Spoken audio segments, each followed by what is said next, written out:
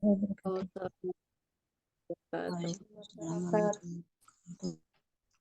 Alhamdulillahirrabbilalamin. Wassalatu wassalamu ala asyrafil anbiya'i wal mursalin wa ala alihi wa sahbihi ajma'in amma ba'du.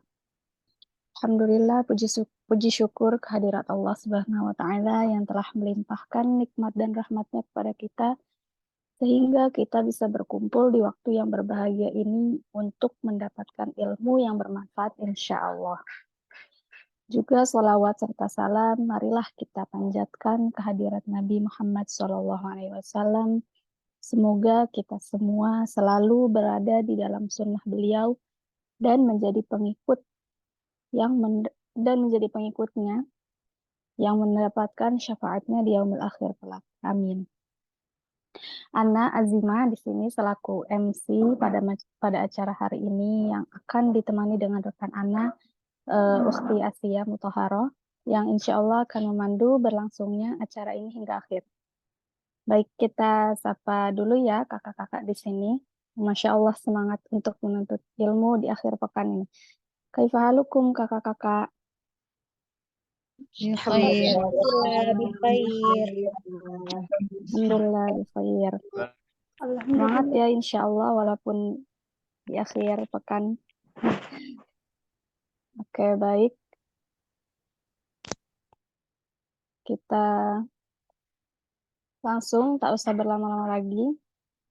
Mari kita langsung menuju ke acara pertama kita pada hari ini, yaitu tilawah yang insya Allah akan dibacakan oleh Ukhti Vinda Febrianti.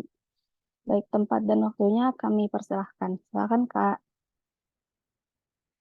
Assalamualaikum warahmatullahi wabarakatuh. Waalaikumsalam warahmatullahi wabarakatuh. A'udzu billahi minasy syaithanir rajim. Bismillahirrahmanirrahim.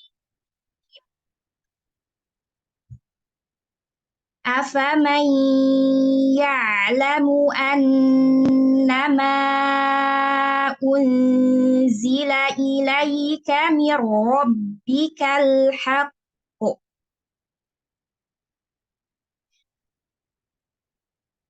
annama unzila ilaika min rabbikal haqq kaman huwa a'ma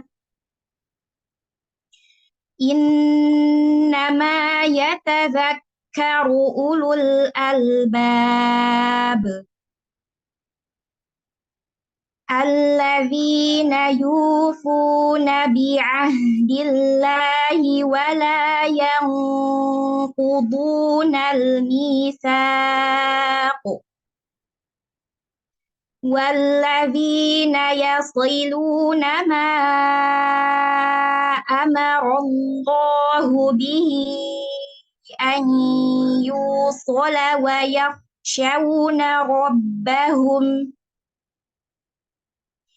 ويخشون ربهم ويخافون سوء الحساب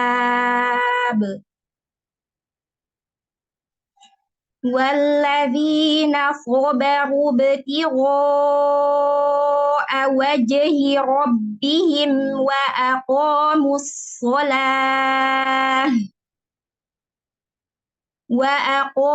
الصلاة وأنفقوا مما رزقناهم سرا وعلانية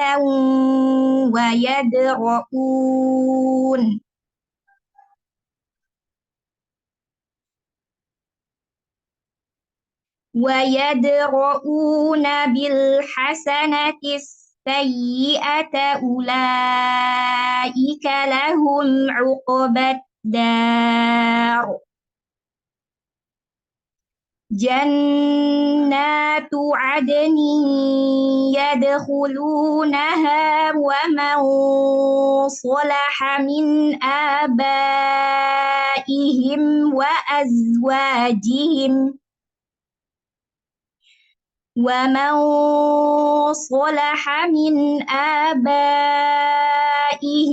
وأزواجهم وذرياتهم والملائكة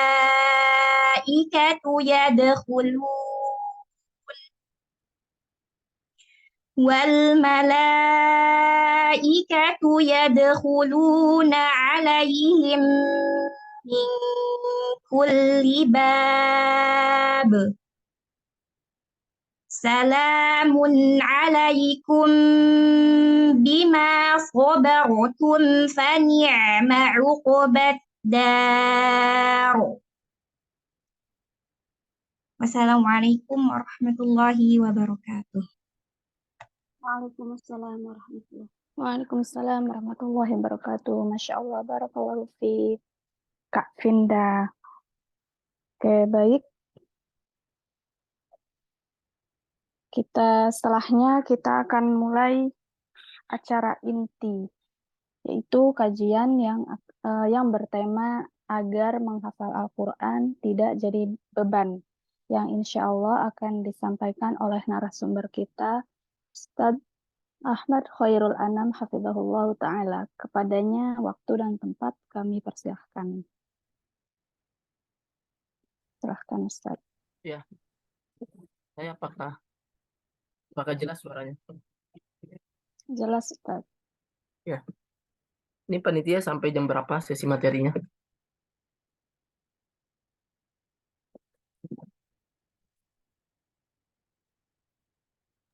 Jam 10?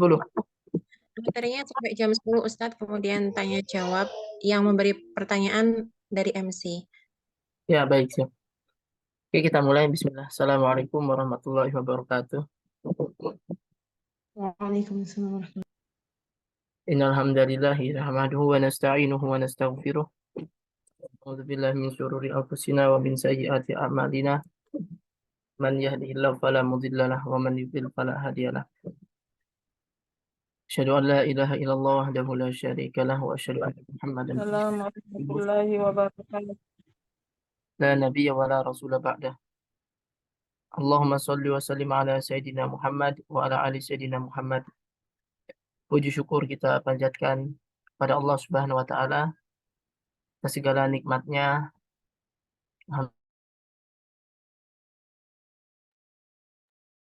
Alhamdulillah kita bertemu di kajian pagi ini dengan tema agar menghafal Quran tidak menjadi beban.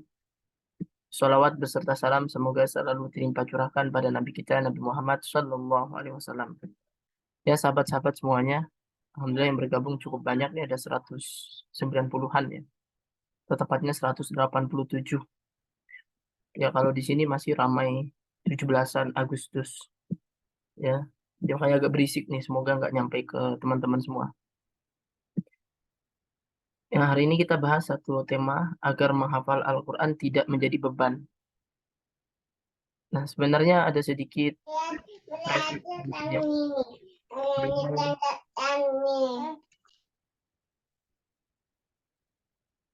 kalau Al-Quran itu terasa menjadi beban dalam proses kita menghafal, artinya ada yang perlu diperbaiki. Ya, ada perlu diperbaiki karena mestinya Al-Quran itu bukan beban.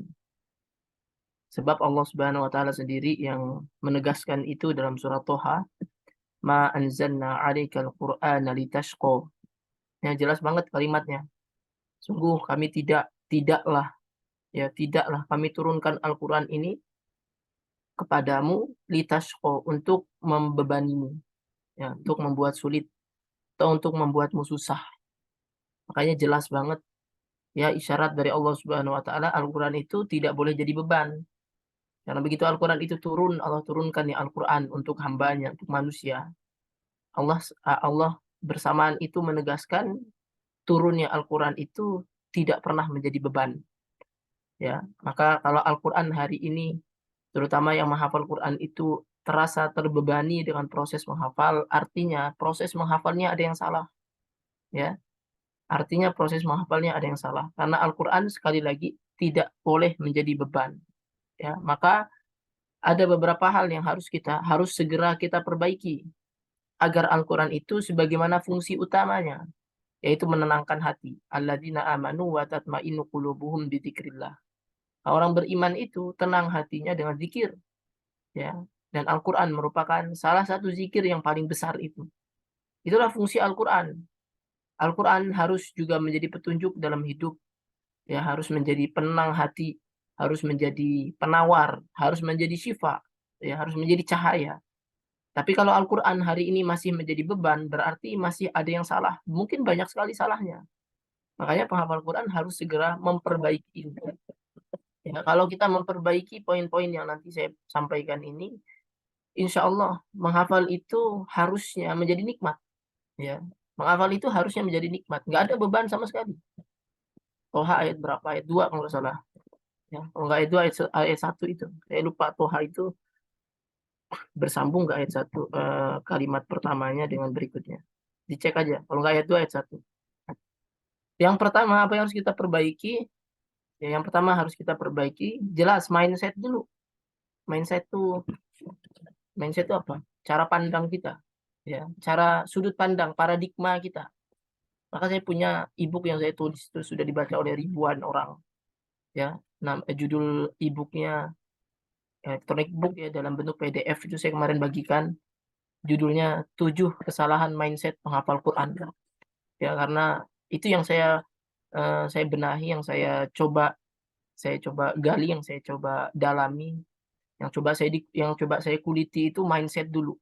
Ya, karena kalau 7 mindset itu belum diperbaiki, selamanya menghafal Quran itu terasa beban. Ya. Cuma kita nggak bahas semua mindset itu, ya. Tapi intinya kalau kita mau menghafal Quran itu tidak menjadi beban, maka yang pertama harus kita perbaiki mindsetnya dulu. Ya, minimal mindset paling fundamental lah. Ya, mindset yang paling penting, yang paling inti, yang harus segera kita perbaiki. Ya, yang pertama, kenapa Al-Quran itu, proses menghafal itu selalu menjadi beban? Beban itu kan berarti berat, ya. Dan berat itu kan sebenarnya relatif, tergantung bagaimana kita menempatkan dia, ya. Misal saya tanya pada teman-teman, 50 kilogram berat nggak? Ya kan tergantung kan. Kalau 50 kilogramnya anak umur 2 tahun ya jelas berat banget, obesitas gitu. Atau anak 5 tahun lah udah 50 kilogram, ya berat gitu. Tapi kalau 50 kilogram anak yang usia remaja 17 tahun standar gitu. Ya, standar. Atau 50 kilogram untuk orang yang usia 30 tahun, maka itu berarti ringan, kurang gitu. Ya, berat itu sebenarnya relatif, tergantung kita menempatkan dia di mana. Ya, sudut pandang kita seperti apa. Sama juga kalau saya tanya pada teman-teman, jalan 20 km berat nggak? Ya rata-rata bilang berat.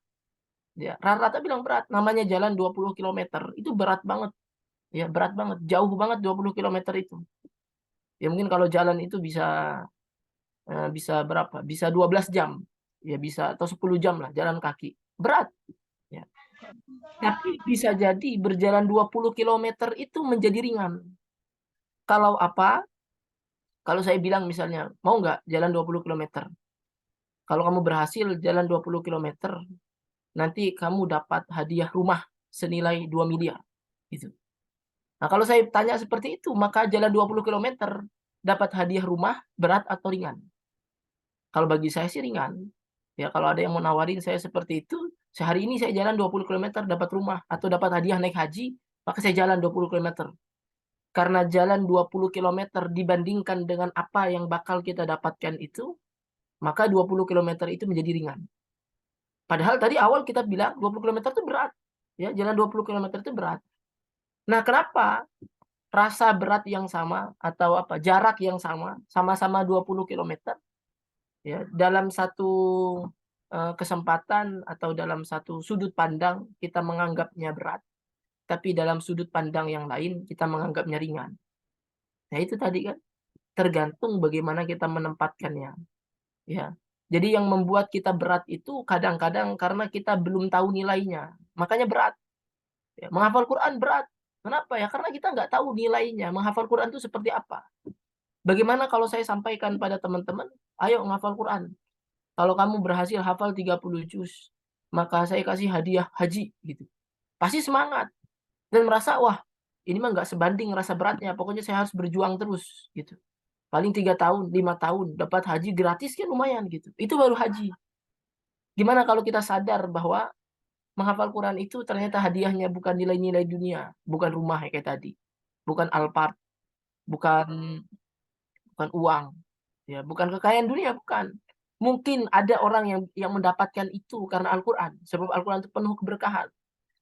Tapi meskipun orang-orang tidak mendapatkan harta dunia dari Al-Quran, dia sudah pasti dapatkan keberuntungan di akhirat.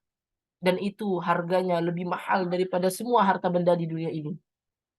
Kan banyak tuh fadilah-fadilah Al-Quran yang Allah Subhanahu wa taala dan Nabi kita sampaikan. Iqra'ul Quran, bacalah Quran, fa innahu ya'ti yaumal qiyamah syafi'an li ashabih. Karena Al-Quran akan datang di hari kiamat sebagai syafaat. Syafaat itu bukan sekedar klise yang syafaat doang, bukan kayak gitu.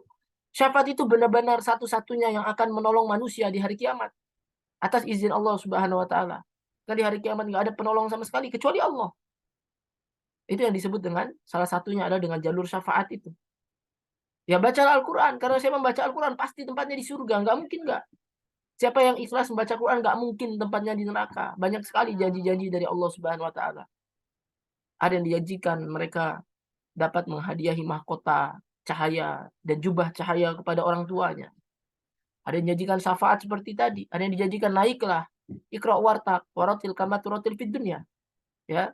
Naik, bacalah dan naiklah. Bacalah tartil sebagaimana kau baca di dunia dan naiklah. Karena sesungguhnya tinggi surgamu itu sesuai dengan ayat terakhir yang kau baca. Itu kan janji Allah Subhanahu wa taala.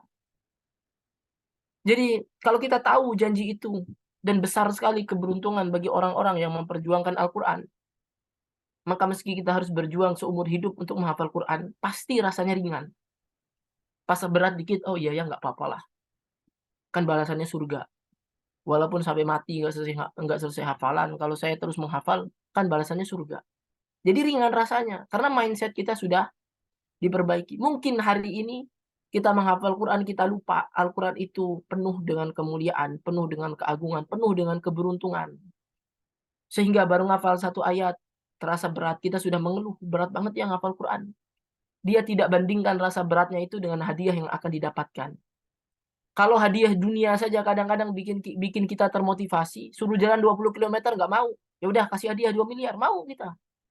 Kenapa hadiah akhirat tidak membuat kita termotivasi? Ya, kalau saya jalan 20 km dan saya tahu di depan sana ada hadiah rumah, maka bagi saya itu ringan. Ya, ringan banget. Ya, hari ini juga dilakuin, silakan, saya berani gitu. Ya, nah Al-Quran itu banyak sekali janji-janji dari Allah Subhanahu wa taala. Ya, banyak sekali janjinya. Kalau kita sadari itu pertama, maka itulah yang akan menjadikan perjuangan itu terasa ringan. Karena kita tahu di depan sana hadiahnya besar. Ya. Di depan sana hadiahnya besar. Ya, makanya tadi ayat yang dibaca sama Qori di awal tadi itu cocok banget deh kayaknya surah Ar-Ra'd ya. Surah Ar-Ra'd tadi. Kalau nggak salah ayat berapa? Ayat 19 deh mulainya. أفمن يعلم أن ما أنزل إليك من ربك الحق كمن هو أعمى إنما يتذكر أولو الألباب. Itu kata Allah Subhanahu wa taala. Maka apakah orang yang mengetahui bahwa apa yang diturunkan Tuhan kepadamu adalah kebenaran sama dengan orang yang buta? Gitu. Kalau kita nggak buta, kita tahu bahwa Al-Quran ini sebuah kebenaran, sebuah keagungan, keberuntungan hidup. Al-Quran ini penuh dengan kebaikan, penuh dengan balasan dari Allah Subhanahu wa taala. Itu nggak sama dengan orang yang buta. Kalau orang yang buta dari kemuliaan Al-Quran, pasti malas ngafalin Al-Quran. Ya, makanya Allah tegaskan, tidak sama orang yang mengetahui bahwa Al-Quran itu sebuah kebenaran yang agung dengan orang yang buta. Jelas beda banget. Ya, beda banget. Tidak bisa disamakan antara orang yang buta dan orang yang melihat. Maka hari ini cukup kita bisa melihat Al-Quran itu balasannya besar dari Allah Subhanahu wa taala. Semuanya. Ya. Semua perjuangan kita dengan Al-Quran itu dibalas oleh Allah Subhanahu wa taala dan balasannya itu tidak pernah sederhana. Nah, itu yang mindset kita ubah pertama.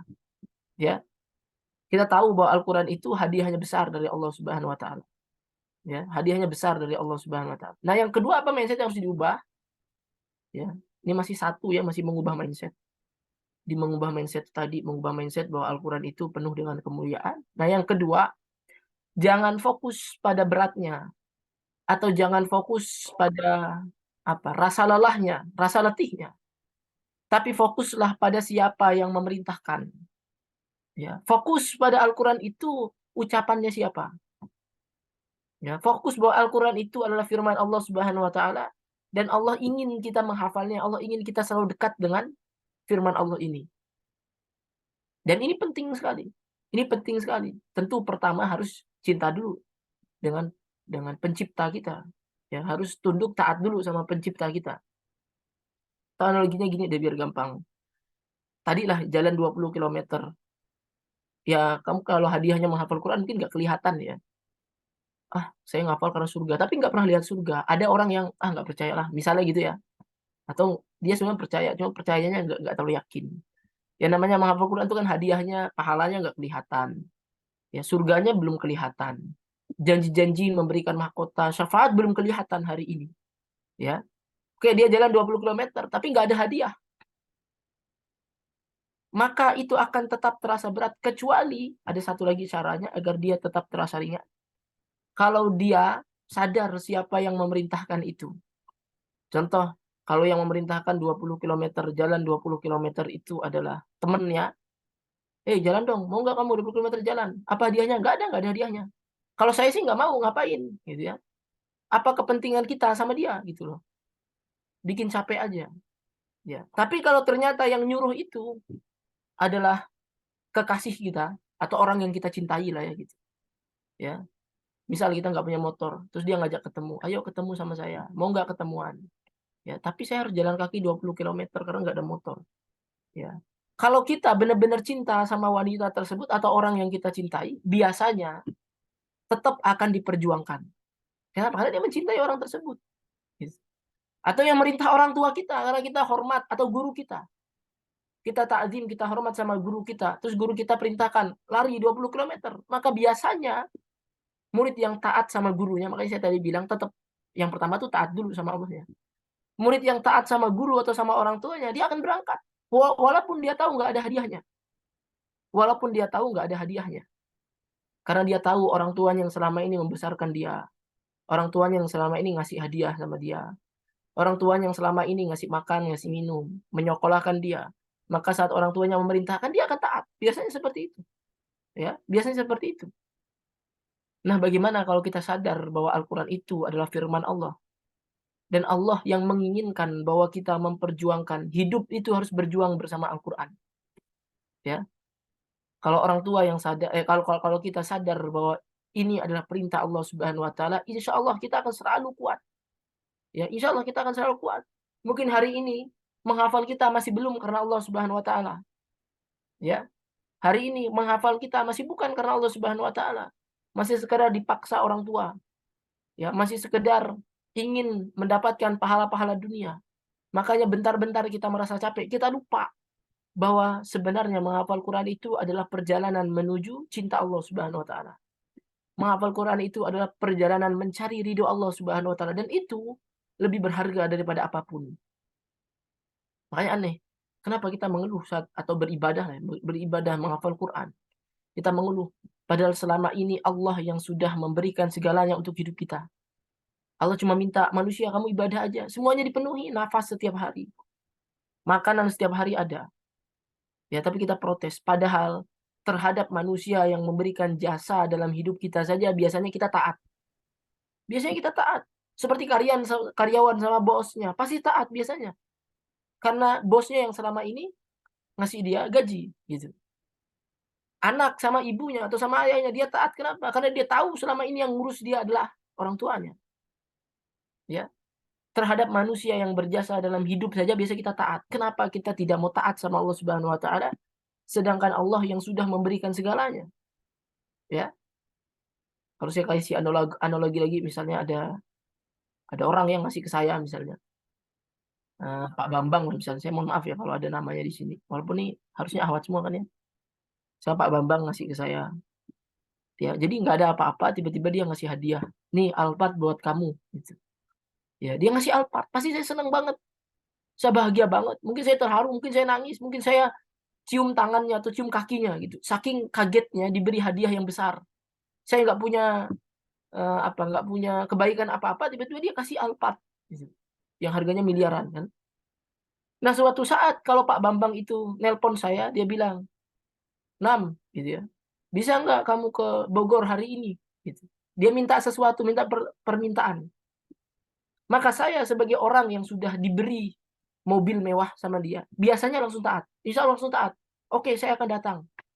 Kenapa saya mau datang setaat itu, secepat itu, sesegera itu? Ya, karena Bapak ini sudah berjasa dalam hidup saya. Saya nggak ngapa-ngapain, tiba-tiba dikasih. Otomatis kita akan taat sama orang yang berjasa dalam hidup. Biasanya kayak gitu. Nah, kalau kita sadar bahwa hidup ini Allah yang ngasih makan, Allah yang ngasih minum, Allah yang ngasih hidup, Allah yang ngasih nafas, Allah yang ngasih segalanya, ngasih perlindungan, ya, ngasih semuanya, ngasih kita pakaian, ya, membiarkan kita tetap bisa hidup di dunia ini, dan kita sadar itu adalah atas kasih sayangnya Allah Subhanahu Wa Taala. Terus Allah bilang, "Ini ku turunkan Al-Quran jadi petunjuk, bacalah, hafalkan, amalkan." Bagaimana mungkin kita mau menolak? Padahal itu perintah Allah Subhanahu Wa Taala yang sudah memberikan semua harta kekayaan dalam hidup kita itu. Nggak sekedar seperti Pak Bambang tadi yang cuma ngasih mobil Alphard. Enggak, ini Allah ngasih semuanya. Nah, mungkin mindset kita belum sampai di sana. Hari ini menghafal kita itu masih lupa bahwa ini perintah Allah Subhanahu Wa Taala yang sudah memberikan segalanya dalam hidup kita. Ya, kita masih melupakan itu. Maka itu harus kita perbaiki. Maka rasa berat atau menghafal Quran terasa terbebani itu mestilah pertama yang harus kita perbaiki itu adalah niatnya. Kalau mindset tadi kita paham, maka itu harus mengantarkan kita pada memperbaiki niat. Ini nggak menghafal buat apa sebenarnya? Ya, kita menghafal Al-Quran itu 30 juz. Banyak loh itu, bukan sedikit. Ya. Maka kalau sebanyak itu kita salah dalam niat itu, sayang sekali. Ya, sayang sekali. Ya, maka kita perbaiki niat. Hari ini kita menghafal untuk siapa? Ya, cukuplah niat itu sebatas kita menghafal itu untuk Allah Subhanahu Wa Taala, bukan karena siapapun, bukan karena manusia, bukan karena ingin mendapatkan beasiswa, bukan karena ingin mendapatkan pujian, bukan karena ingin disanjung manusia, bukan karena wanita misalnya, bukan ingin mendapatkan jodoh, bukan. Ya, menghafal itu hanya untuk Allah Subhanahu Wa Taala. Kenapa hari ini menghafal itu terasa berat?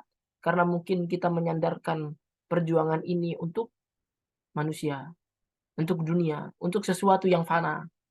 Ya, maka siapa yang menyandarkan perjuangannya pada sesuatu yang hancur, maka perjuangannya akan hancur. Kalau kita menyandarkan perjuangan ini karena orang tua kita, suatu saat orang tua kita mati. Ya, karena kita semangat hanya karena orang tua kita mungkin suatu saat akan pergi duluan.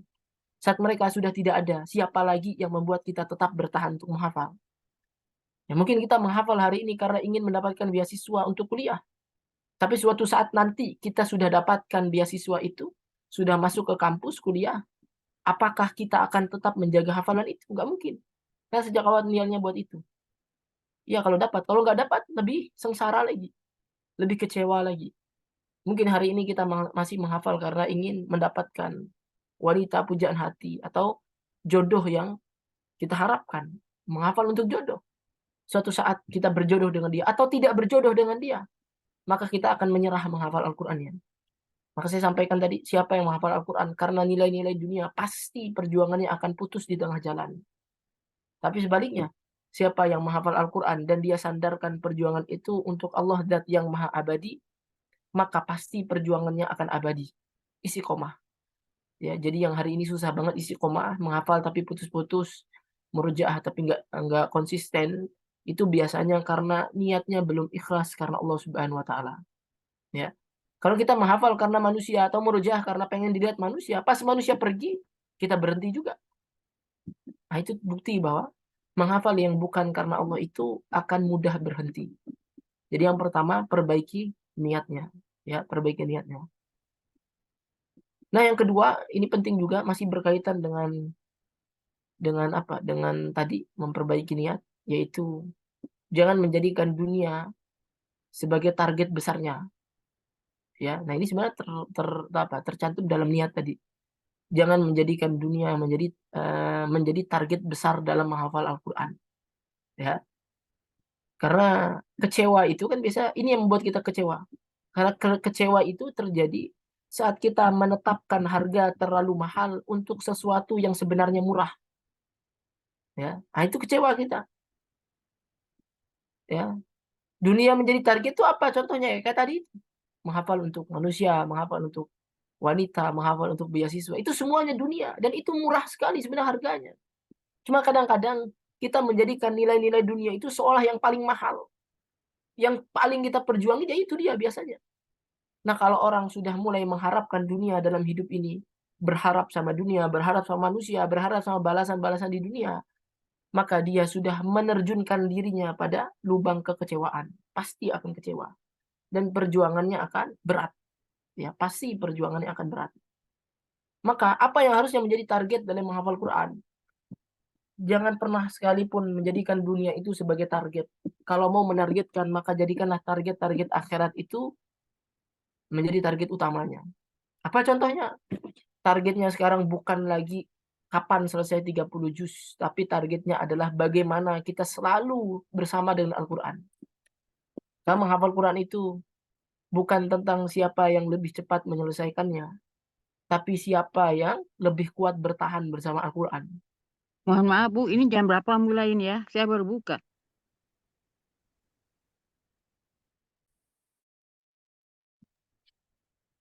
Ya, jadi bukan tentang seberapa cepat kita menyelesaikannya, tapi seberapa kuat kita mampu bertahan. Ya, untuk apa kita cepat-cepat selesai? Ya, untuk apa cepat-cepat selesai kalau pada akhirnya nggak bisa bertahan? Kan bukankah banyak orang-orang yang menghafal Quran, dia menghafal dalam waktu yang sangat singkat. Ya, 1 bulan selesai. Jarang sih 1 bulan, 6 bulan selesai. Banyak daurah-daurahnya. 1 tahun selesai. Selesai dia 30 juz. Dia pikir menghafal Quran itu tentang siapa cepat. Ya. Ternyata setelah selesai dia bingung bagaimana merujaahnya. Ya. Karena selama ini ternyata sekedar selesai, sekedar menghafal. Akhirnya apa? Akhirnya putus asa. Udahlah cukup. Yang penting pernah hafal. Nggak pernah bertahan.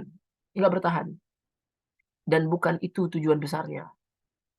Jadi bukan tujuannya itu dunia. Bukan tujuannya itu nilai 30 juz tadi. Bukan. Tapi kebersamaan kita bersama Al-Quran. Ya. Nggak apa-apa kalau kita nggak selesai-selesai. Sudah 5 tahun menghafal nggak selesai-selesai. Kalau itu membuat kita terus bersama Al-Quran, itulah intinya. Ya, menghafal Quran itu intinya bersama Al-Qurannya. Kalau kita selesai 1 tahun menghafal Quran, tapi habis itu kita berhenti, maka kita kehilangan intinya, esensinya. Ya, kita kehilangan harta berharganya. Maka yang paling berharga dari Al-Quran itu bersama Al-Quran. Itu. Kalau orang sudah niatnya atau tujuannya itu bersama Al-Quran, ya, maka dia tidak akan terbebani dalam proses menghafal. Nggak berat ya. Kalau nggak hafal-hafal, dia selalu ingat, oh yang penting kan bersama Al-Quran. Gitu. Kalau hafalan hilang lagi, padahal sering di murojaah, nggak apa-apa lah. Yang penting saya setiap hari bersama Al-Quran. Karena target dia bukan lagi target dunia yang selesai, ya, yang wisuda, yang khatam gitu. Itu kan target dunia. Tapi target dia adalah target akhirat. Bersama istiqomah itu adalah target akhirat. Ya, maka letakkanlah penghargaan itu pada tempatnya. Ya, ada hal-hal yang memang harus kita tangisi kalau kita tidak memilikinya. Misalnya tadi kebersamaan dengan Al-Quran. Ya. Karena ada orang yang hafalannya lancar, padahal jarang murojaah. Maka harusnya dia menangis. Kenapa? Karena yang bernilai itu adalah bersama Al-Qurannya. Ya, tapi ada orang yang selalu bersama Al-Quran meskipun hafalan tidak lancar-lancar. Harusnya dia bahagia. Kenapa harus bahagia? Ya karena bersama Al-Quran. Yang mahal itu bersama Al-Quran, bukan selesainya. Ya. Makanya penghafal Quran itu wajib tahu bahwa yang wajib dari menghafal Quran itu adalah murojaah. Yang wajib itu murojaah bukan lancar. Ya. Jadi seandainya kita selalu murojaah tapi tidak lancar, nggak apa-apa. Karena yang wajib itu murojaah bukan lancar. Sebaliknya ada orang yang lancar tapi nggak pernah murojaah. Ya mungkin murojaahnya sebulan sekali tapi lancar terus. Maka dia sudah melalaikan Al-Qur'annya walaupun lancar. Ya. Karena bagi penghafal Quran atau bagi siapapun yang wajib dari Al-Quran itu adalah menjaganya. Bagi penghafal Quran yang wajib dari hafalannya itu adalah murojaahnya, bukan lancarnya. Maka murojaah aja terus, nggak peduli mau lancar atau enggak gitu. Dan pasti siapapun yang murojaah istiqomah pasti lancar. Ya, cuma saya di awal ini pengen sampaikan pada teman-teman ya bahwa namanya dalam proses menghafal Quran itu lancar itu butuh proses yang panjang. Ya, makanya jangan fokus di situnya, nanti kita kecewa. Ya, nanti kita kecewa. Kalau tujuannya hanya fokus pada kapan lancar, maka 5 tahun kita murojaah nggak lancar-lancar, biasanya putus asa. Kenapa? Ya karena dia tujuannya lancar, tapi nggak lancar-lancar. Akhirnya dia putus asa. Ya. Tapi kalau tujuan utamanya dari awal, tujuan besar dia adalah yang penting saya terus bersama Al-Quran. Pokoknya saya harus murojaah setiap hari, minimal 3 juz atau minimal 5 juz setiap hari. Dia nggak peduli apakah lancar dalam waktu ya sekian lama. Pokoknya dia murojaah terus bersama Al-Quran. Maka dia tetap akan bahagia. Ya. Karena dia sudah tepat tujuannya. Ya, targetnya bukan lagi target dunia, tetapi target akhirat. Ya, ya target dunia itu kan lancar itu kan sebenarnya target dunia. Kenapa saya bilang target dunia? Ya karena Allah tuh tidak menilai lancar nggak lancarnya. Ya, orang yang baca 1 juz, orang yang baca 1 juz nih, yang satu baca lancar 30 menit, yang satu nggak lancar karena dia harus ngulang-ulang terus, salah diulang lagi sampai dia baca 1 jam. Mana yang banyak pahalanya? Yang nggak lancar. Kenapa? Karena pengulangannya banyak. Sedangkan yang lancar bacanya 30 menit, sekali pengulangan saja, lancar dia. Jadi ternyata yang dinilai oleh Allah Subhanahu wa taala itu prosesnya, bukan hasilnya. Maka saya sampaikan tadi, lancar itu hanya target dunia saja. Ya, karena yang dinilai Allah itu bukan lancar nggak lancarnya gitu. Ya. Tapi yang dinilai Allah itu perjuangannya, berapa banyak kita bacanya, berapa lama kita bersama Al-Qur'annya, itu yang dinilai oleh Allah Subhanahu wa taala, ya. Makanya kita jangan salah fokus lagi.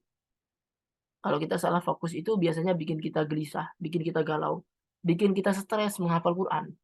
Ya, kenapa kamu stres menghafal Quran? Ya nih, ngapal Quran udah 5 tahun tapi hafalan nggak lancar-lancar. Nah, dia salah fokus. Dia salah fokus. Akhirnya kalau dia salah fokus, dia pusing mikirin kapan lancar. Udahlah, nggak usah murojaah lah, nggak lancar-lancar ini. Biasanya kayak gitu. Ya, dulu waktu saya proses murojaah itu kan memang proses yang sangat berat. Ya, proses yang sangat berat. Saya pernah tersentak oleh diri saya sendiri ya. Dulu waktu hafalan saya nggak lancar itu, ini tahadus bin nikmah saja. Murojaah saya itu minimal 5 juz setiap hari. Ya, minimal 5 juz setiap hari. Setiap hari 5 juz. Kalau hari libur kadang-kadang sampai 10 juz. Biasanya semangatnya. Makin lama namanya hafalan di murojaah makin lancar. Gitu. Tapi begitu hafalan itu semakin lancar, tiba-tiba saya merasakan kenapa jadi males banget murojaah. Dulu 5 juz setiap hari itu semangat banget. Sekarang paling cuma 3 juz, paling cuma 4 juz, turun. Maka saya mempelajari satu hal. Ternyata bahwa kadang-kadang hafalan yang tidak lancar itu adalah karunia dari Allah Subhanahu wa taala. Biar kita semakin sering bersama Al-Qur'an. Karena tidak sedikit orang yang kemudian diberikan karunia hafalan yang lancar, maka dia kurangi interaksinya dengan Al-Qur'an. Ya, dia kurangi interaksinya dengan Al-Qur'an. Dia lebih banyak bermain, dia lebih banyak misalnya nongkrong sama teman karena ngerasa hafalannya sudah lancar gitu. Maka kadang-kadang Allah beri hadiah berupa hafalan yang tidak lancar. Dengan itu dia akan terus bersama Al-Qur'an. Gitu ya. Itu harus kita sadari yang seperti itu. Ya. Fokus kita itu adalah bersama Al-Qur'an, makanya menghafal Quran itu adalah perjuangan membuktikan kepada Allah bahwa kita siap bersama Al-Qur'an, siap selalu bersama Al-Qur'an. Itu yang kita buktikan sama Allah itu. Ya. Nanti begitu kita bisa membuktikan diri, Allah saya selalu bersama Al-Qur'an, pasti Allah kasih hadiah. Ya, karena Al-Qur'an itu hanya mampu dijaga oleh orang-orang yang benar-benar kuat selalu bersama Al-Qur'an. Kalau Allah masih lihat, wah ini masih bolong-bolong murojaahnya, pasti Allah nggak kasih Al-Qur'an itu, Allah nggak kasih kelancaran. Ya, karena nanti kalau dikasih kelancaran, dia nggak siap bersama Al-Qur'an. Gitu. Ya, maka Allah Subhanahu wa taala uji kesetiaan itu, uji kesabaran itu, uji usaha kita dengan cara hafalan yang tidak lancar-lancar. Itu sebenarnya ujian dari Allah. Ini Allah nguji nih. Kamu hafalan nggak lancar, mau dijaga nggak? Gitu. Wah ternyata dia sungguh-sungguh, benar-benar sungguh-sungguh terus. Ya. Selama 5 tahun dia tetap tidak pernah tinggalkan hafalannya. Ya, nggak pernah dia tinggalkan hafalannya. Maka pasti Allah Subhanahu wa taala kasih hadiah. Ya, hadiah kelancaran. Kan sama konsep konsep Al-Qur'an itu, karena ayat-ayat Al-Qur'an itu kan rezeki yang paling besar ya. Maka konsep rezeki itu selalu sama dari dulu. Wa in ta'uddu la in syakartum la azidannakum, kalau kalian bersyukur pasti aku tambah. Selalu itu konsepnya dari dulu. Ya, Al-Qur'an itu rezeki yang paling besar. Kalau mau ditambah oleh Allah Subhanahu wa taala, syukuri dulu hafalan yang sudah punya. Ya. Hafalan yang kita miliki berapa hari ini 5 juz. 5 juz itu buktikan sama Allah kita mampu menjaganya. Nanti begitu Allah lihat, oh kamu sudah mampu menjaganya ya, aku kasih juz yang ke-6, aku kasih juz yang ke-7, gitu loh. Tapi kalau kita punya 10 juz masih malas-malesan murojaah, terus kita minta sama Allah, ya Allah kapan hafalan selesai? Itu nggak tahu diri namanya. Yang 10 juz saja kamu sudah punya, nggak kamu jaga, bagaimana mungkin kamu minta yang lain? Pasti nggak mampu dijaga juga. Lain syakartum la azidannakum, kalau engkau syukuri dulu apa yang kau miliki. Syukurnya penghafal Quran itu adalah murojaah. Kalau kita mampu menjaga Al-Quran atau menjaga kebersamaan kita dengan Al-Quran, dari hafalan yang kita punya pasti ditambah oleh Allah Subhanahu wa taala. Ya. Maka jangan seperti orang-orang yang kufur. Ya.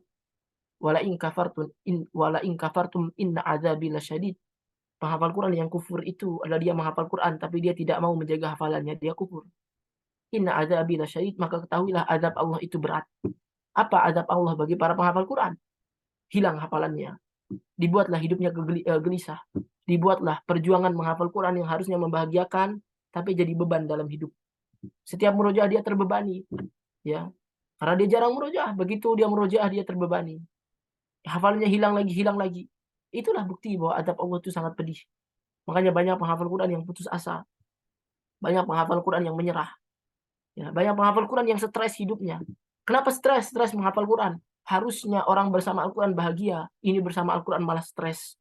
Kenapa? Ya itulah azab dari Allah Subhanahu wa taala. Dalam tanda kutip ya.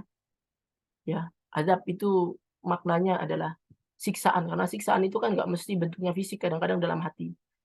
Kegelisahan, berat, pusing, stres, gitu ya. Karena tidak mau mensyukuri hafalan yang sudah punya. Maka perjuangan menghafal Quran itu bersyukur dulu. Ya, bersyukur dulu. Sebagaimana Nabi itu pernah menegur sahabatnya yang Sa'labah minta harta sama Nabi, wahai Nabi doakan aku biar jadi orang kaya. Kata Nabi kan, wahai hak, celaka engkau. Nabi tegur, ya, qalilun tuaddi syukrahu khairun min katsirin la tutiquhu. Yang sedikit kamu miliki itu tapi engkau syukuri jauh lebih baik daripada banyak tapi engkau tak sanggup syukuri. Ya, maka nasihat Nabi itu mungkin harus menjadi nasihat kita juga. Yang menuntut sama Allah, ya Allah, saya pengen hafalan yang banyak, 30 juz selesai. Maka kalimatnya sama, celakalah engkau. Sedikit hafalan itu, tapi engkau syukuri jauh lebih baik daripada banyak, tapi engkau tinggalkan semuanya. Ya, seperti itu sama nasihatnya, harusnya sama nasihatnya. Maka hafalan yang kita miliki hari ini, syukuri dulu. Ya, bersyukur sama Allah Subhanahu wa taala. Maka bukti syukurnya penghafal Quran itu adalah dia murojaah, rajin menjaga hafalannya. Buktikan dulu sama Allah bahwa kita sanggup menjaga itu. Tapi kadang-kadang ada juga orang yang nggak sanggup, jarang murojaah, tapi dikasih sama Allah Subhanahu wa taala hafalan yang banyak, 30 juz misalnya. Ada nggak seperti itu? Banyak juga. Kenapa Allah kasih padahal dia belum sanggup? Karena kadang-kadang kita yang terlalu memaksa sama Allah Subhanahu wa taala. Ya. Udahlah kita jarang murojaah misalnya, tapi minta terus sama Allah, ya Allah saya pengen hafalan banyak. Saya pengen selesai 30 juz dulu, padahal dia nggak pernah jaga hafalan yang dia punya. Karena dia terus memaksa sama Allah Subhanahu wa taala, Allah biasanya kasih. Ya, dan itu diberikan bukan sebagai karunia, tapi sebagai istidraj. Istidraj itu jebakan dari Allah Subhanahu wa taala. Hafal dia 30 juz, tapi dia nggak bisa menjaganya. Hafal dia 30 juz, tapi dia tidak mengamalkan Al-Qur'annya. Ya. Apakah kita mau jadi yang seperti itu? Menuntut Allah ngasih kita hafalan yang banyak, padahal hafalan yang kita miliki itu tidak kita jaga. Kalau kita terus memaksa Allah Subhanahu wa taala, nanti Allah kasih. Cuma jatuhnya bukan jadi karunia, bukan jadi hadiah, tapi jadi istidraj. Ya, istidraj itu sebenarnya Allah pengen bilang, tuh kan kamu nggak bisa gitu loh. Kayak misalnya ada anak nih, dia ngangkat galon nggak kuat kan. Dia minta ngangkat galon, padahal kan kita tahu anak kecil itu nggak mungkin bisa ngangkat galon. Tapi mungkin ada anak kecil tuh yang nggak percaya.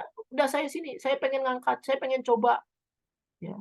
Karena dia maksa terus, biasanya kita kasih, ya udah nih angkat nih.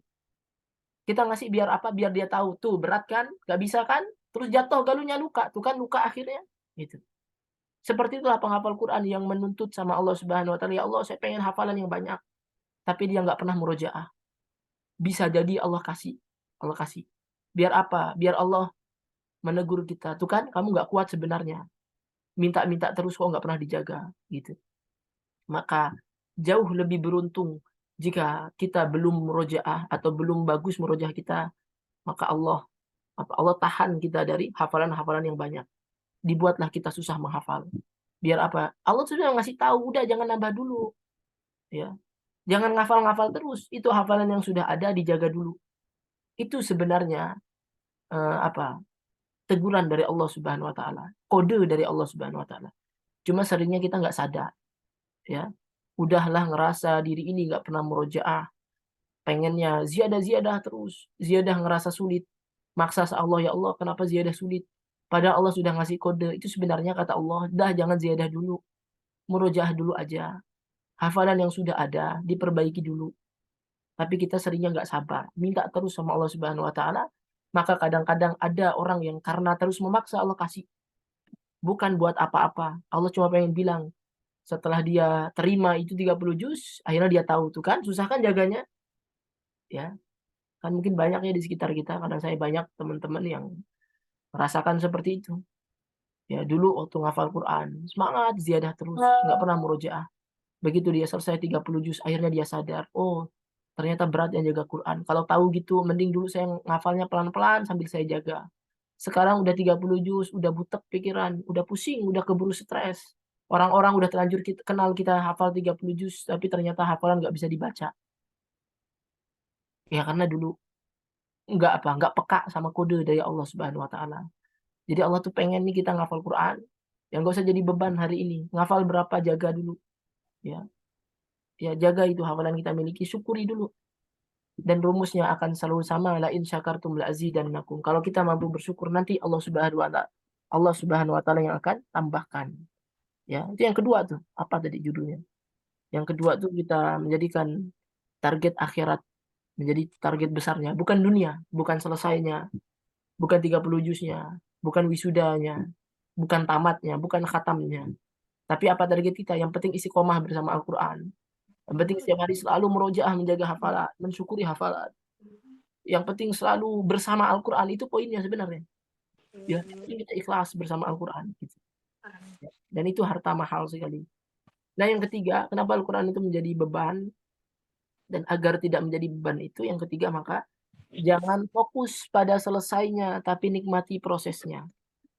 Ya, jangan pernah fokus pada selesainya, tapi nikmati prosesnya. Nah kenapa hari ini proses menghafal itu menjadi beban bagi kebanyakan orang? Karena mereka selalu fokus kapan selesainya. Mereka itu fokus sama ujungnya. Padahal harusnya menghafal Quran itu harus kita menikmati sebagaimana Al-Quran itu makanan, hidangan dari Allah Subhanahu wa taala. Ya. Al-Quran ma'dubatullah, sesungguhnya Quran ini adalah hidangan dari Allah Subhanahu wa taala. Al-Quran ini hidangan, maka hidangan itu harus kita nikmati. Seperti makan saja. Kalau saya tanya pada teman-teman, makan itu nikmatnya waktu selesai atau pada saat kita makan itu? Ya kan semuanya paham lah ya. Namanya makan itu, nikmatnya makan itu adalah pada saat kita proses makannya. Ya. Nggak ada orang nikmat makan itu selesai. Bahkan kalau udah selesai makan, ya udah kenyang aja, udah nggak nikmat lagi. Kekenyangan lah. Ya. Nikmatnya makan itu pada saat kita menyantap makanannya. Nah, begitulah Al-Quran.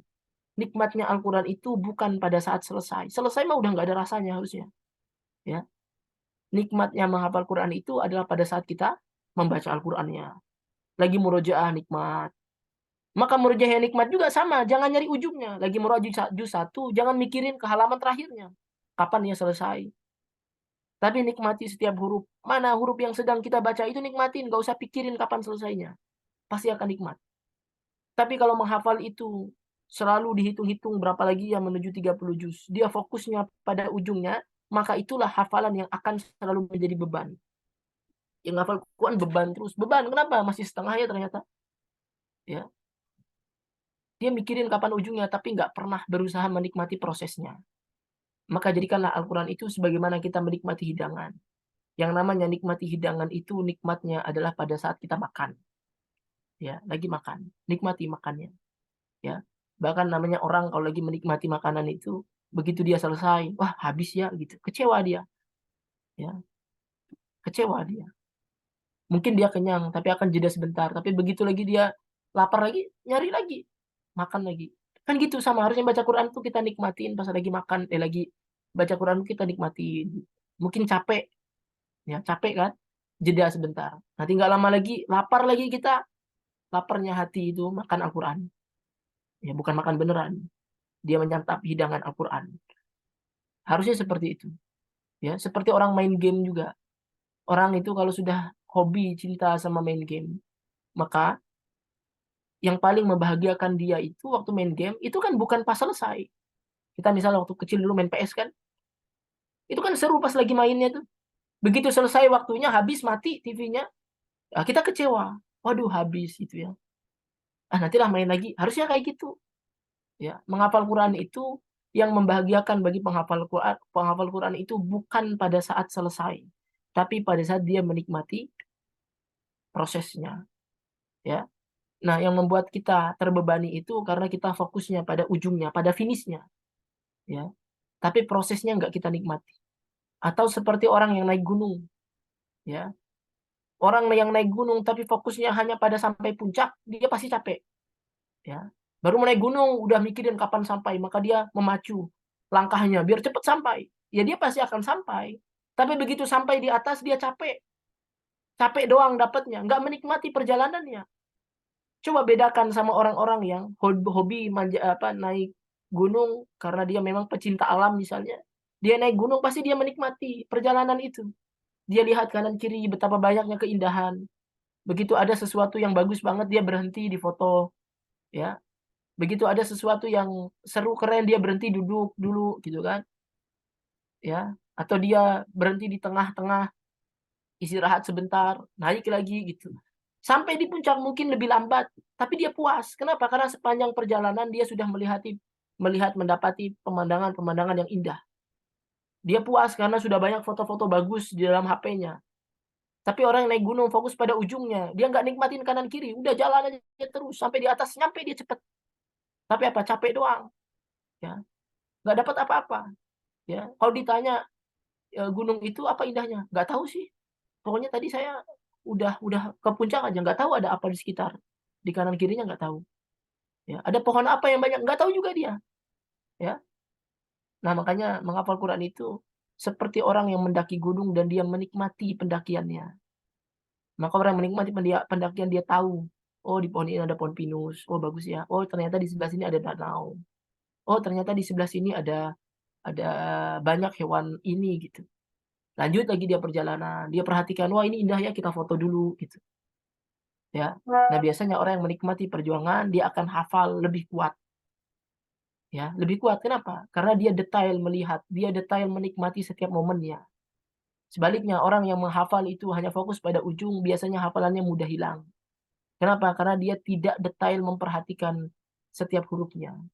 Orang yang menikmati setiap hurufnya tuh, oh dia tahu habis huruf ini, huruf ini. Itu benar-benar kebayang di kepalanya. Karena dia menikmatinya.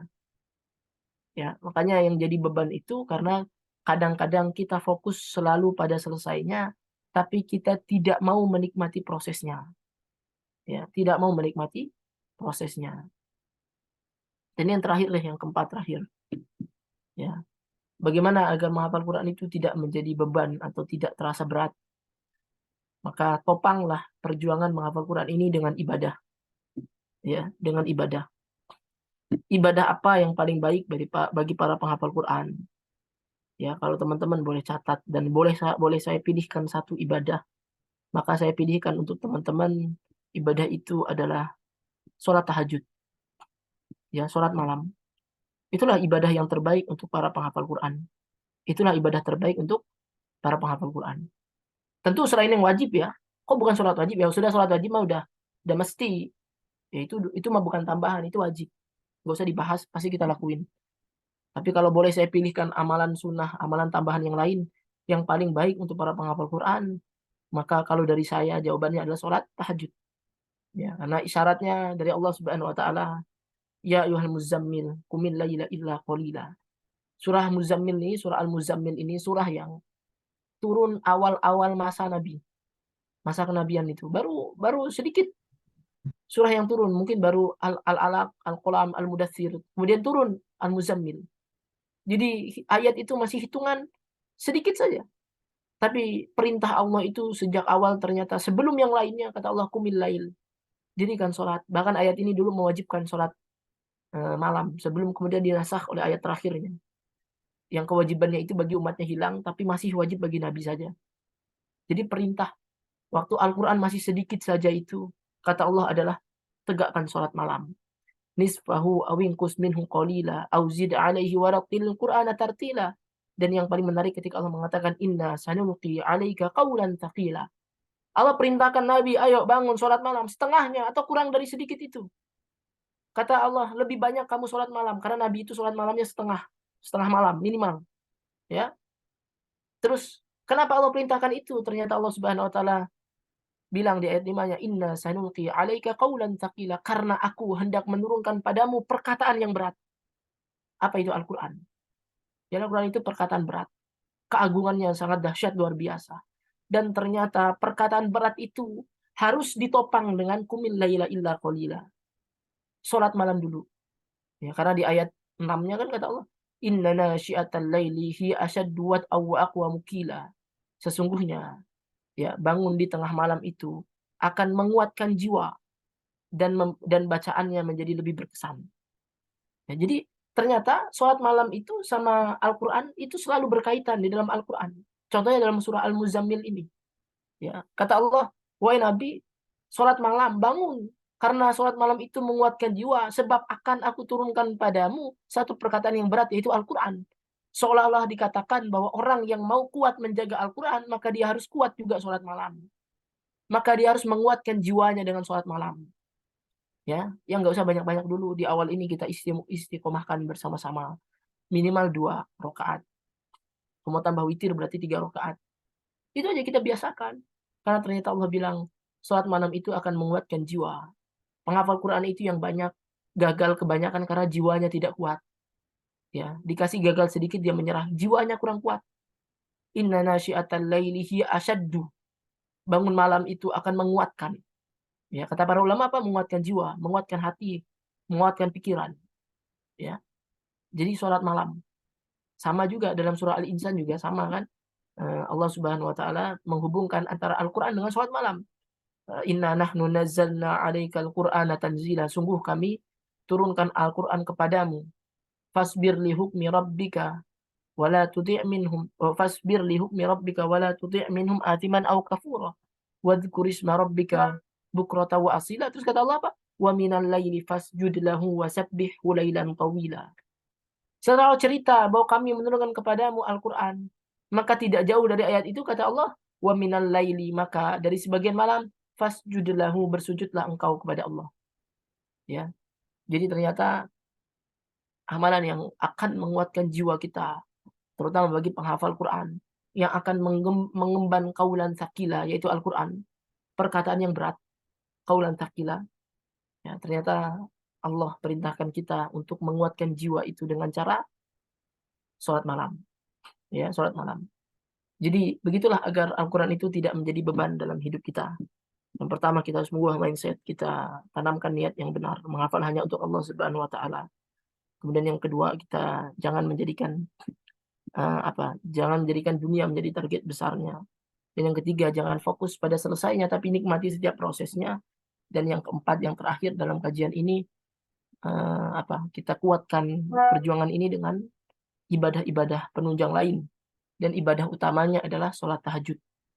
Boleh nggak nambah ibadah lain? Silakan saja. Pada prinsipnya semakin banyak ibadah, semua ibadah itu menguatkan hafalan. Pada prinsipnya, bagi penghafal Quran, semua ibadah itu menguatkan hafalan. Entahlah ibadahnya itu puasa, sedekah, berbuat baik, tersenyum. Semua ibadah akan menguatkan hafalan. Sebaliknya, ya semakin kita lemah ibadah, maka hafalan pun akan semakin lemah. Itu prinsip dasarnya. Ya mungkin itu saja yang disampaikan karena sebagaimana waktunya tadi sampai jam 10 dan sekarang sudah masuk jam 10. Nah, itu saya serahkan kepada moderator. Silakan. Nah, jazakumullah khairan katsiran Ustaz untuk penyampaian materinya yang sangat bermanfaat untuk kami para penghafal Al-Quran. Untuk selanjutnya mungkin ada pertanyaan Ustaz ya dari peserta untuk sesi tanya jawab gitu Ustaz. Mungkin Ya. bisa dibatasi berapa pertanyaan monggo Ustaz dari Ustaz? Maksimal 5 lah ya. 5 ya. Nah, insya Allah kami akan menunjuk yang ini beberapa sudah ada yang tangan. Kak Hidayat. Nah. Kak Hidayat. Mohon izin bertanya, Ustadz. Iya, izin bertanya. Siapa nih Ustazah, yang Nurul Hidayat atau yang mana? Ya, yang Hidayat NW Oke. itu. Hidayat NW tafadhol. Izin bertanya, Hidayat. Iya, silakan. Baik, Bismillahirrahmanirrahim. Assalamualaikum warahmatullahi wabarakatuh. Ustaz izin bertanya. Sebelumnya, saya ucapkan terima kasih atas ilmunya yang sangat luar biasa sekali. Sangat menggugah jiwa lah. Pertanyaannya, tadi sebagaimana jenengan sampaikan, menghafal itu bukan siapa yang paling cepat, tapi siapa yang bisa bertahan dan istiqomah di akhir sampai akhir gitu istilahnya. Nah, tapi di sini saya merasakan Ustaz, untuk menerapkan mindset seperti itu kepada teman-teman karena di sini saya membimbing karantina tahfiz. Tapi di kampus ini, di kampus kami ini ada target per semester. Gitu. Jadi teman-teman harus diminta per hari itu ziyadahnya disesuaikan untuk biar semester itu bisa selesai. Gitu. Tapi di satu sisi itu ada mindset yang seperti ini, Ustaz. Menghafal itu bukan siapa cepat gitu. Bagaimana kira-kira solusinya, Ustaz? Karena kita ada sistem yang dalam kampus ini mengharuskan per semester itu 5 juz, ada yang 10 juz. Nah, sementara kita pengen menanamkan mindset yang seperti menghafal itu siapa cepat, tapi bukan siapa yang cepat, tapi siapa yang bertahan hingga akhir gitu. Ya. Mohon pencerahannya, Ustaz. Ya, ini langsung saya jawab ya, satu-satu. Baik, tentu mindset ini itu mindset umum. Ya, mindset umum itu mindset dasar yang harus dipahami sebagai prinsip awal. Dan pasti akan beda prakteknya untuk setiap orang, termasuk apalagi jika ada pada sebuah lembaga misalnya. Karena sama juga, ya kalau Ustadz siapa nih tadi punya program karantina di sana, saya juga di sini ngelola pondok. Kalau kita hanya sampaikan prinsip dasar seperti itu tanpa kemudian ada target dan segala macamnya, maka yang terjadi biasanya santri atau peserta itu menjadi malas-malasan. Ya, maka di sini pun tetap ada target. Ya, tetap ada target. Misal sehari 1 halaman agar 1 semester misalnya 5 juz gitu. Di sini seperti itu. Nah, sehingga mindset yang tadi itu diterapkannya bagi mereka yang sudah punya target, misalnya sehari 1 halaman, tapi yang harus mereka pahami dari sehari 1 halaman itu bahwa yang lebih besar dari itu bukan 1 halaman seharinya. Tapi kalau kamu punya target sehari 1 halaman, maka target yang lebih besar itu adalah yang penting engkau selalu bersama Al-Quran. Gitu. Ya. Jadi itu target minimal atau target dunia itu harus selalu ada. Dalam perjuangan menghafal itu harus selalu ada. Ya. Sehingga nanti tinggal kita tambahkan lagi. Selain target itu, ada target yang jauh lebih besar, yaitu kebersamaan kita dengan Al-Quran. Sehingga nanti seimbang. Mereka punya target yang setiap hari mereka kejar. Begitu mereka nanti misalnya down atau mereka gagal mencapai target itu, dia selalu ingat, yang penting target besarnya tidak lepas. Wah, saya gagal. Oh iya benar, target besarnya kan tadi yang penting saya selalu bersama Al-Quran. Ini gagal saya hanyalah gagal duniawi gitu loh. Tapi tidak gagal dalam segi target akhirat karena masih terus istiqomah bersama Al-Quran. Makanya harus seimbang. Ya, harus seimbang. Target dunia yang isinya tuh angka-angka sehari harus sekian, semester harus sekian, itu juga harus ada untuk selalu memacu kita. Tetapi target akhirat yang lebih besar itu biasanya menjaga semangat kita, ya, atau menjaga keikhlasan kita. Gitu. Jadi bukan saya katakan pada teman-teman bahwa menghafal itu nggak boleh pakai target sehari 1 halaman atau 1 semester sekian. Nah, itu pemahaman yang salah juga.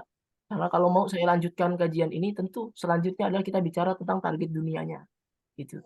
Harus ada target itu juga untuk memacu, termasuk saya untuk pribadi juga dulu waktu menghafal, punya target sehari harus berapa, seminggu harus berapa, sebulan harus berapa, sehingga jelas.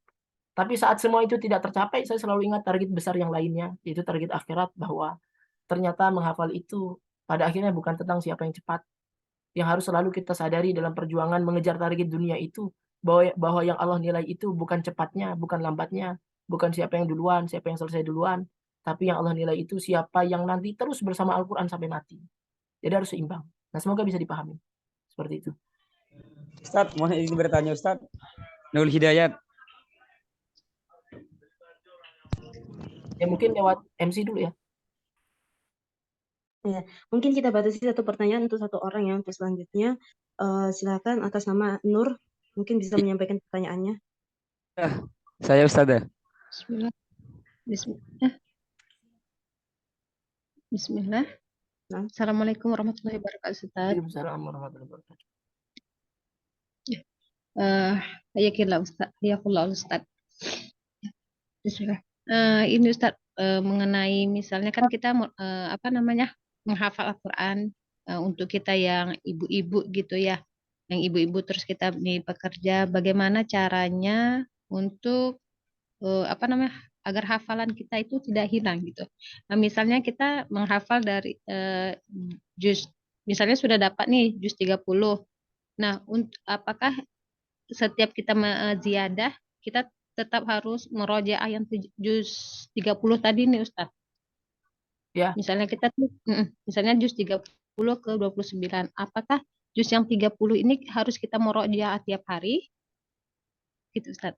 Ya. Untuk menguatkan hafalannya. Atau bagaimana Ustaz? Mohon solusinya Ustaz. Ya, paham. Ya, jadi dalam proses menghafal itu yang tidak boleh kita tinggalkan itu memang murojaah. Jangankan menunggu juz itu selesai, misal juz 30 menuju juz 29. Bahkan satu halaman yang hari ini kita hafal, besok masih harus diulang. Besoknya harus masih diulang. Besoknya harus masih diulang. Sampai kapan kita ulang berturut-turut setiap hari? Sampai masuk zona aman. Ya, masuk zona aman. Setiap orang biasa beda-beda. Kalau hafalan saya itu biasa 5 hari diulang baru dia masuk zona aman. Setelah masuk zona aman maka boleh ditinggalkan sebentar saja. Kenapa ditinggalkan? Karena murojaah yang lainnya. Ya, bukan ditinggalkan benar-benar ditinggalkan. Ya, ditunda sebenarnya, bukan ditinggalkan, ditunda. Jadi hafalan yang baru dihafal itu hari ini hafal, besok ulang, besok ulang, besok ulang. Seperti itu terus sampai masuk zona aman.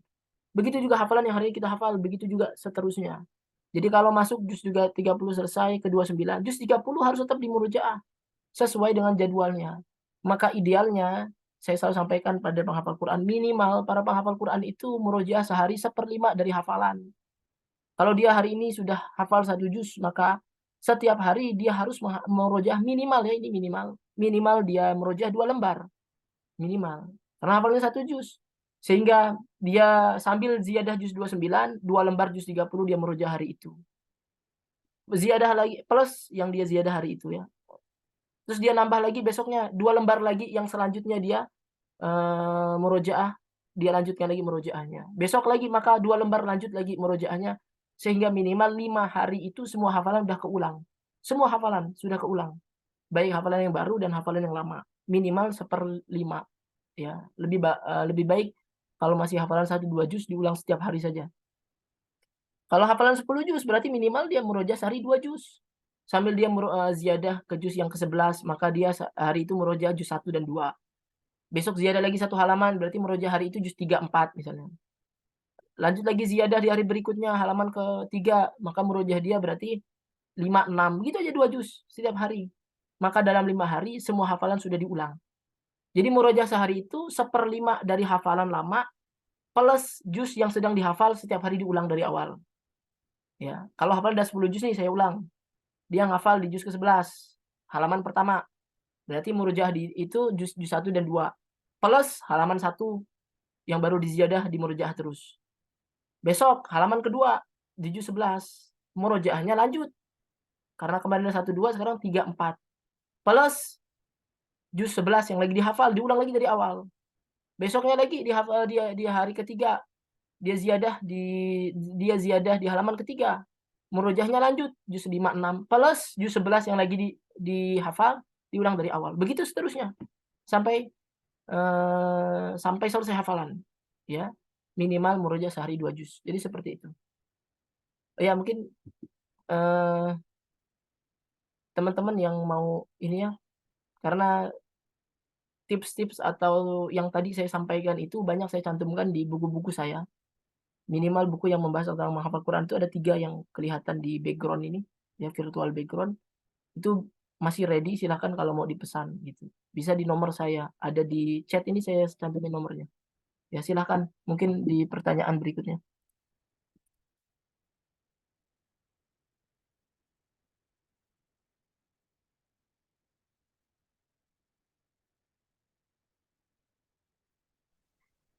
Mungkin kita bisa ke pertanyaan selanjutnya, Ustaz. Iya, Untuk selanjutnya. Kak Arit Matika, tafadholi untuk menyampaikan pertanyaannya. Assalamualaikum warahmatullahi wabarakatuh, Ustaz. Ustaz, Ana mau menanyakan bagaimana kalau yang untuk anak kita, Ustaz, gitu. Kalau kita kan, alhamdulillah dengan dengar-dengar kayak gini, lihat orang kan termotivasi gitu kan, Ustaz. Kalau untuk anak-anak, kalau yang anaknya dimasukin mahat tahfiz itu kan Qur'annya tiap hari gitu kan, Ustaz. Sedangkan di sisi lain dia masih pengen main gitu, Ustaz. Gimana cara ngatasi jenuhnya sama memotivasinya, Ustaz? Gitu aja, Ustaz. Jazakallah khairan, Ustaz. Anaknya di pondok atau gimana tadi? Anaknya SD, Ustaz, di Mahat Tahfiz. Oh, di Mahat Tahfiz. Jadi buat motivasinya gitu. Iya, sama iya motivasinya, Ustaz. Ya, kalau pengalaman saya untuk anak-anak gitu ya. Memang kalau untuk anak-anak tuh dia masih belum bisa secara baik atau secara sempurna memahami hal-hal seperti ini ya, mindset yang harus diubah seperti apa gitu. Maka untuk anak-anak seperti itu biasanya dikuatkannya dengan reward aja gitu. Motivasinya itu cukup reward misalnya. Dia berhasil dalam menghafal juz 30 maka dikasih reward. Karena kecil itu belajarnya apa? Belajarnya dia paham dulu bahwa perjuangan menghafal Quran itu ternyata penuh dengan keberuntungan. Saat dia berhasil 1 juz saja orang-orang sudah mencintai dia. Saat dia berhasil 30 juz orang-orang ngasih hadiah. Nah, itu kan dia nanti secara tidak sadar dia mulai belajar. Oh, ternyata menghafal Quran itu menyenangkan gitu. Ya, ternyata menghafal Quran itu menyenangkan. Gitu.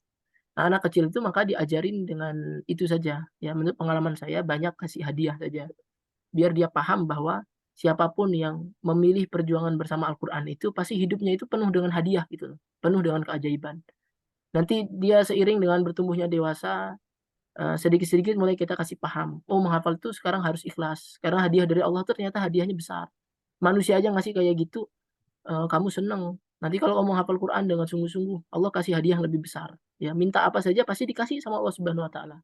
Makanya itu butuh proses sebenarnya. Nah, mungkin itu aja. Selanjutnya untuk pertanyaan dari Kak Robiatul Adawiyah, tafadholi Kak untuk menyampaikan pertanyaannya.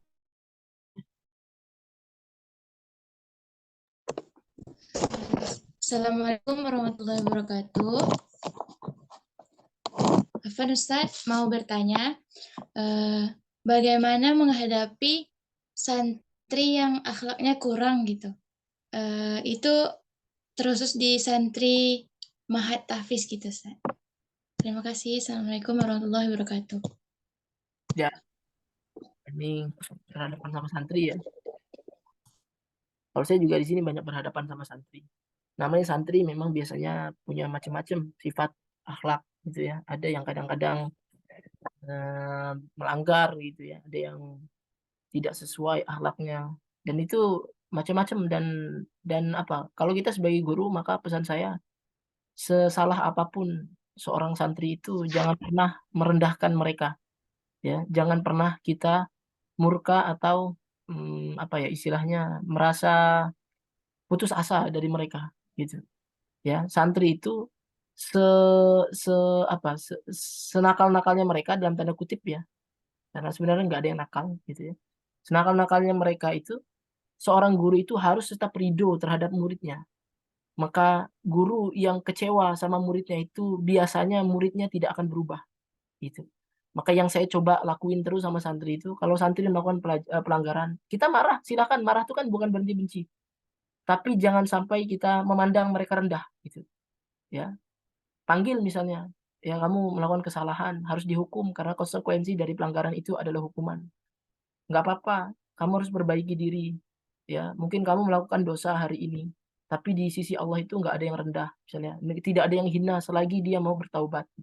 Pokoknya konsepnya itu jangan pernah kita memandang rendah murid kita. Atau seorang guru itu tidak boleh merasa putus asa terhadap muridnya. Ya, tidak boleh merasa putus asa. Harus apa? Harus selalu berlapang dada. Ya, berlapang dada. Ya. Dan disitulah diuji keberkahan seorang guru.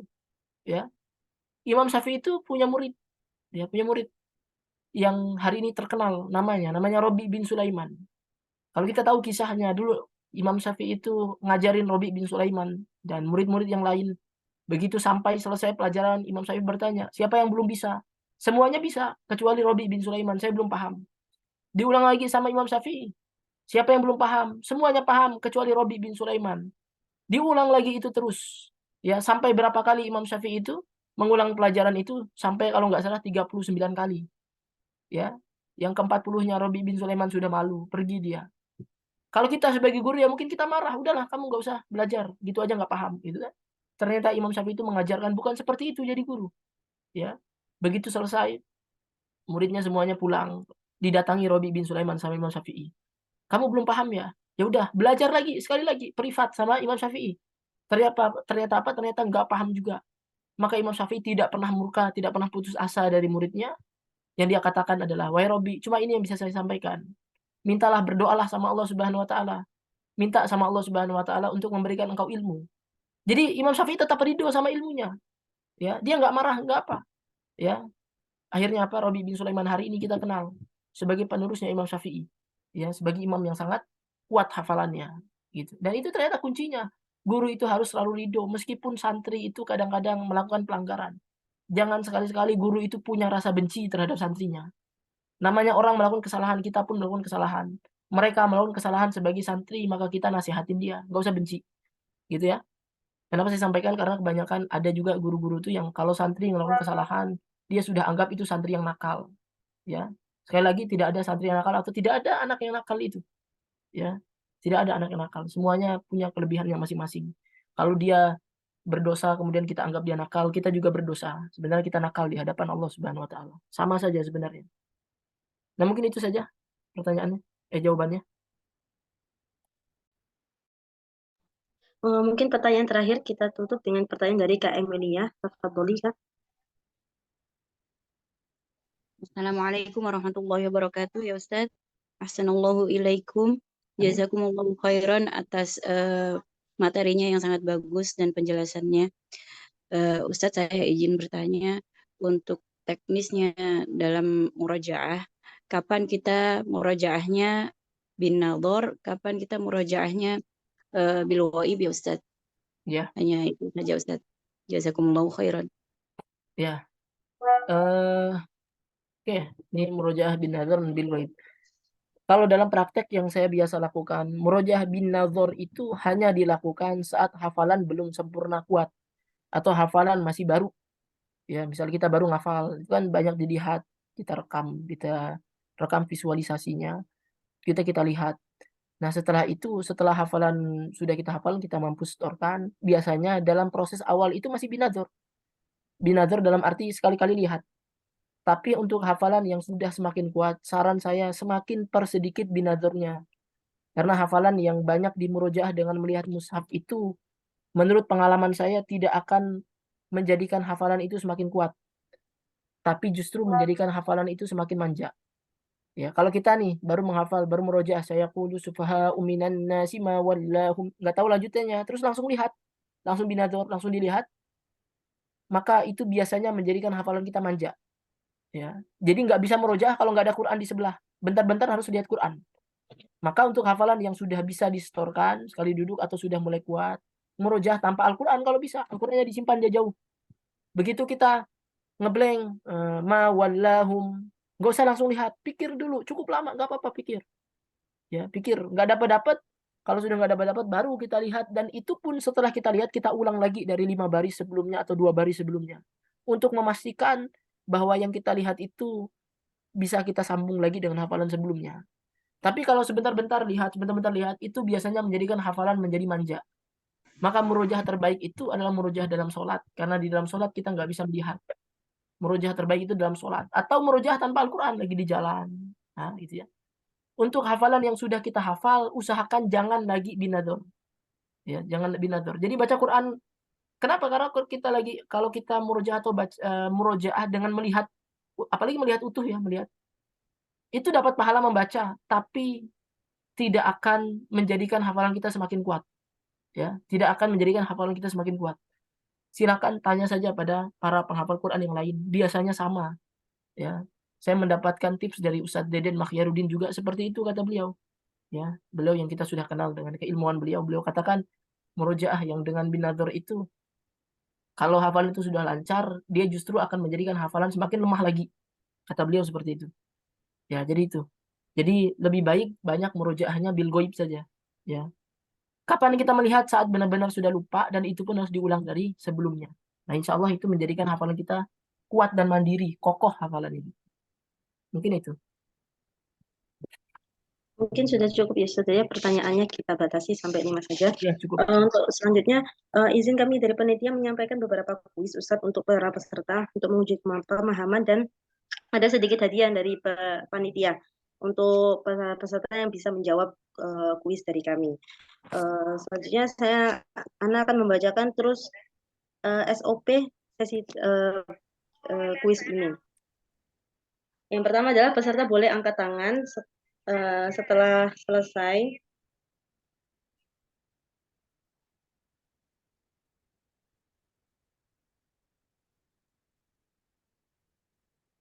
Saya ulangi, untuk peraturannya adalah peserta boleh angkat tangan setelah pertanyaan selesai dibacakan. Jadi jangan angkat tangan dulu ya, nanti angkat tangan dulu akan terdiskualifikasi, tidak bisa menjawab. Jadi pertanyaan selesai dibacakan baru dibolehkan angkat tangan. Yang kedua adalah batas berpikir menjawab 30 detik. Jika tidak bisa, akan dilempar ke peserta yang lainnya. Dan yang ketiga nanti akan diberi batas maksimal untuk mengklaim hadiah dari kuis ke Kak Risa dengan nomor plus 0812 7010 4848. Mungkin bisa mulai kuisnya. Untuk soal pertama adalah sebutkan salah satu janji Allah yang diberikan kepada penghafal Al-Quran. Tafadholna. Ya, Kak Fadila Nur Azizah langsung dijawab. Tafadholi Kak, langsung dijawab. Salah satu janji Allah memberikan mahkota kepada para penghafal Al-Quran. Ya, Masya Allah. Ya, barakallahu fikum Kak jawabannya. Nanti bisa diklaim hadiahnya ke itu ya, panitia di Kak Risa nanti. Yang kedua adalah apakah Antuna tahu tadi surat apa yang dibaca oleh mukoriah kita di awal. Jadi Mahasantri Mahat Quran. Tafadhol.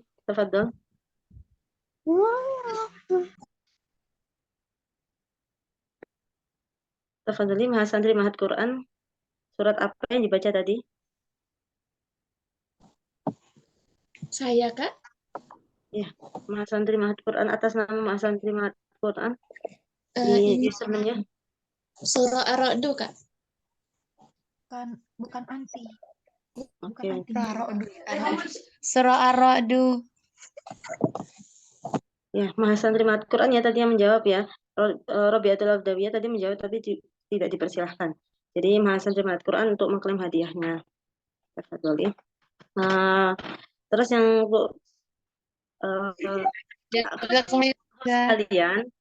kalian, Ana ingatkan sekali lagi untuk mengangkat tangan setelah pertanyaan selesai dibacakan. Yang ketiga adalah pertanyaannya, apa yang menjadikan seperti yang dijelaskan tadi oleh Ustadz Khairul Anam, apa yang menjadikan Al-Quran itu menjadi beban? Ya, Hanifa Asyahidah Hasan. Tafadhali. Karena seseorang yang bisa menghafal itu salah fokus, misal fokusnya karena target dunia gitu, bukan Masya karena Allah. Ya, jazakumullah khairan Kak untuk jawabannya, Masya Allah. Benar. Yang soal keempat, mana yang berhukum wajib? Murojaah untuk semuanya melawar tangan tunggu ya, jangan raise hand dulu semuanya. Oke, Kak Sri mana diturunkan tangannya dulu semuanya. Mana yang lebih utama? Kita murojaah setiap hari atau lancar? Ya, Kak Kamsinah, tafadholi. Baik, yang utama adalah murojaah setiap hari, karena ketika lancar belum tentu kita selalu membersamai Al-Quran. Masya Allah, Masya Allah, Masya Allah, barakallahu fikum Kak untuk jawabannya, Masya Allah. Terus yang kelima adalah apa sebenarnya? Semuanya untuk lower hand dulu, untuk tidak mengangkat tangan.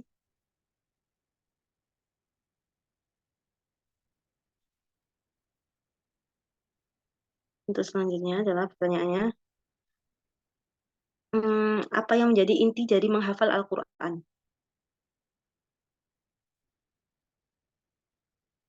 Ya, Kak Latifah Kolbi, tafadholi Kak. Inti dari menghafal Al-Quran adalah selalu membersamai Al-Quran. Masya Allah, nah, Insya Allah semua jawaban peserta yang dijawab adalah benar ya Ustadz ya, Insya Allah, Masya Allah.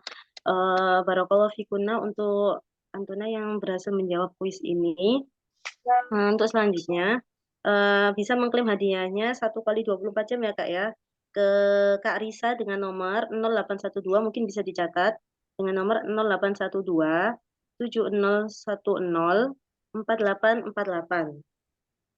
Ana ulangi 0812 7010 4848. Nah, Ustaz. Mungkin sampai sini perjumpaan kita kali ini Ustaz.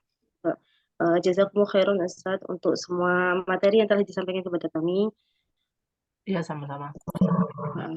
Semoga menjadi amal kebaikan untuk kita semua dan khususnya untuk jariah Ustaz. Amin, amin. Sedikit kata-kata dari kami panitia. Dalam hidup ini ada hal-hal yang kita butuh perjuangan untuk melupakannya. Tetapi justru sebaliknya, ada juga hal-hal yang kita butuh perjuangan untuk mengingatnya, seperti menghafal Al-Quran. Menghafal Al-Quran adalah bukan tentang siapa yang cepat, tetapi seberapa kuat bertahan hingga akhir. Justru hal yang paling berharga adalah kebersamaan kita bersama Al-Quran itu sendiri. Untukmu para penghafal Al-Quran, tetaplah menghafal walau lancar tak kunjung kau dapatkan. Untukmu para penghafal Al-Quran, bersabarlah dalam membaca Al-Quran karena sesungguhnya kau sedang bercakap-cakap langsung dengan pemilik kalamnya. Dan untukmu para penghafal Al-Quran, bersabarlah sampai langkah kaki kita berada di surga hingga rohmu berkata, Assalamualaikum bima sabartum fani amal uqubadar. Jazakumullah khairan Ustadz untuk kesempatannya kali ini. Semoga kita bisa bertemu di kesempatan lain. Dan kami ucapkan juga kepada para peserta yang telah berkontribusi dalam acara ini. Jazakumullah khairan ahsanul jaza. Semoga kita semua bisa berkumpul bersama lagi hingga surganya. Sekian dari panitia. Kita tutup bersama-sama halaqah ini dengan bacaan hamdalah dan doa kafaratul majelis. Alhamdulillahirabbil alamin. Subhanallahumma wa bihamdika Assalamualaikum warahmatullahi wabarakatuh. Waalaikumsalam warahmatullahi Waalaikumsalam warahmatullahi wabarakatuh. Jazakumullah khairan. Ustazah, Ustaz.